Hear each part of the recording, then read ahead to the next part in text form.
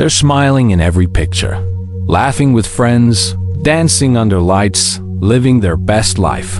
Or so it seems. But if you could peel back that smile, if you could look into their eyes for more than a second, you'd see it. The emptiness, the ache, the part of them that's still reaching for you in the dark. Because happiness after losing you isn't happiness at all. It's survival.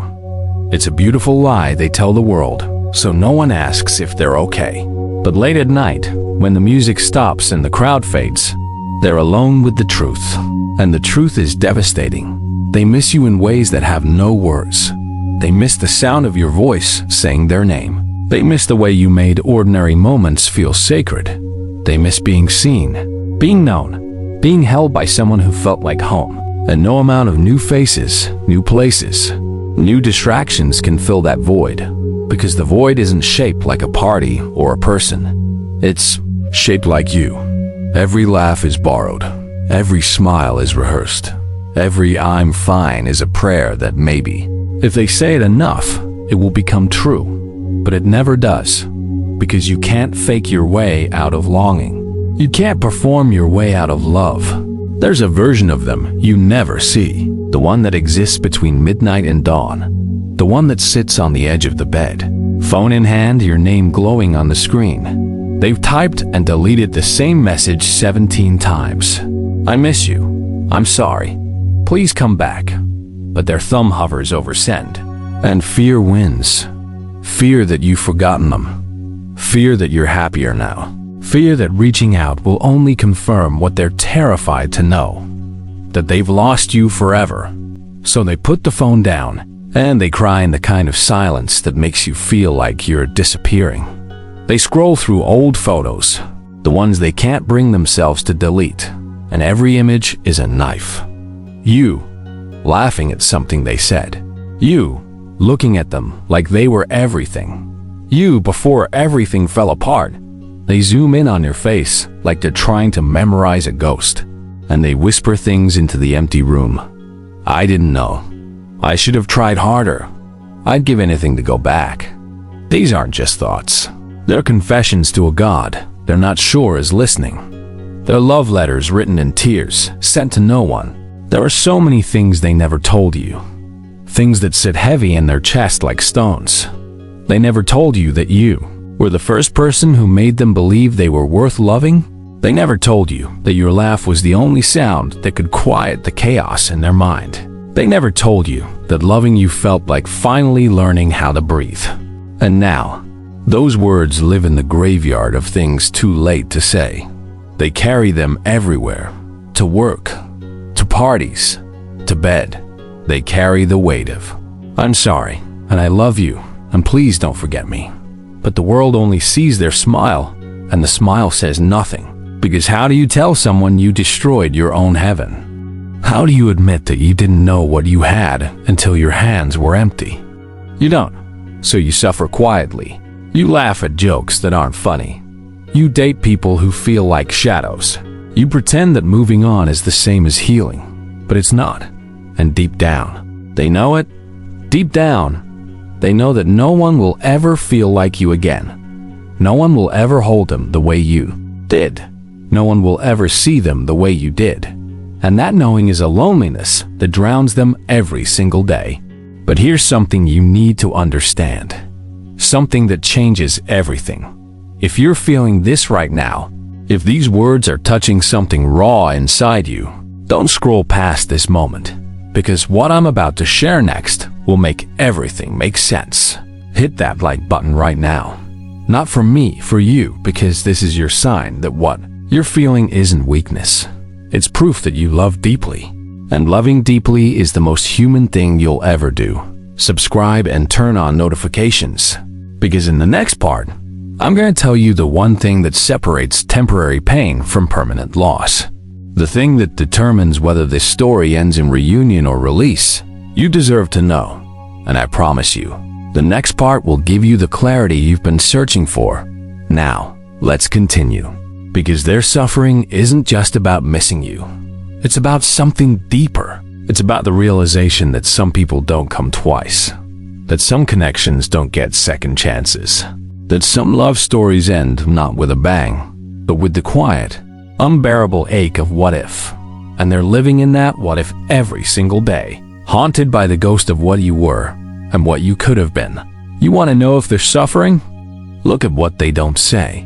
Look at how they avoid your favorite song on the radio, switching the station the second it starts. Look at how they take the long way home just to avoid passing the places you used to go. Look at how they flinch when someone says your name, like it's a wound that never closed. These aren't coincidences. These are the breadcrumbs of a broken heart. They don't talk about you, but you're in every silence. They don't mention your name, but it's written in every pause, every distant look, every time they zone out mid-conversation. And when someone asks if they're okay, they smile, they nod, they lie because the truth is too big, too messy, too real. The truth is that they wake up reaching for you and fall asleep whispering your name into the void.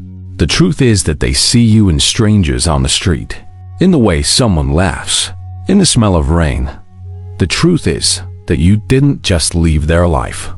You left an imprint on their soul, and no matter how hard they try to erase it, it remains permanent, indelible, a scar shaped like love.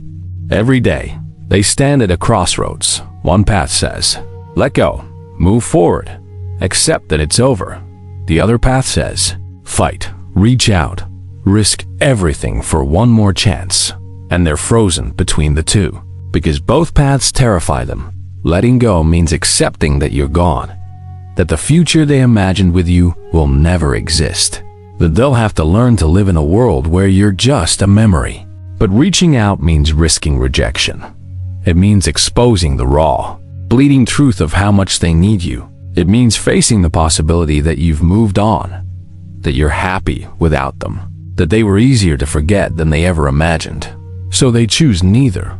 They stay suspended in the in-between. Not moving on, not moving back, just hovering in the painful space where hope and despair live together. And that space is killing them softly, because indecision is its own kind of death. It's the slow fade, the quiet surrender, the giving up, without ever really trying. And somewhere deep inside, they know this. They know they're losing you twice, once when you left, and again. Every day, they stay silent. Here's the cruelest truth about losing someone you love. You can't heal while holding on, but you can't let go while you're still hoping. They're trapped in this paradox, telling themselves to move on while secretly waiting for you to come back, building walls while leaving the door unlocked. They're dating new people, but every kiss feels like betrayal. Every touch feels wrong, because their body remembers you. Their heart is still yours, even if their mind is trying to forget. And healing doesn't look like what they thought it would. It doesn't look like happiness. It looks like sitting with the pain until it becomes familiar. It looks like crying in the shower. It looks like writing letters they'll never send. It looks like finally, slowly, painfully accepting that love doesn't always get a happy ending. But here's what they don't know yet. Here's the secret that could change everything. Suffering is not the same as loving. Longing is not the same as being ready. Missing someone doesn't mean you should be with them. Sometimes, the most loving thing the universe can do is keep two people apart until they become the versions of themselves that can actually make it work. And maybe that's what's happening now. Maybe this distance is necessary. Maybe this pain is preparation. Or maybe it's just pain, and that has to be okay too. So here's what you need to know. What your heart has been trying to tell you all along. Their suffering is real. Their longing is real. But real doesn't always mean right. Someone can miss you desperately and still not be good for you. Someone can cry over you every night and still repeat the same patterns. Someone can love you deeply and still not know how to love you well. And you, beautiful soul, you deserve more than someone's silent suffering. You deserve more than late-night regrets and unsent messages.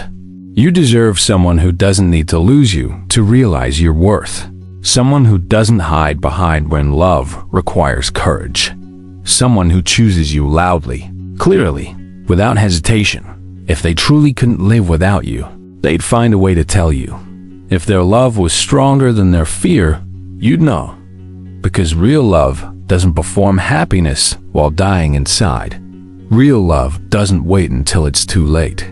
Real love fights. Real love shows up. Real love says, I'm scared, and I might lose you, but I have to try. So don't wait for someone who's only brave in their imagination. Don't build a future on someone's silent what-ifs. You are not a backup plan. You are not a maybe. You are the entire sky, and you deserve someone who treats you like it. Welcome to Psychology Routine. If this touched your soul, subscribe and turn on notifications, because understanding the heart's deepest truths might just save you from waiting for someone who isn't ready to hold you the way you deserve to be held.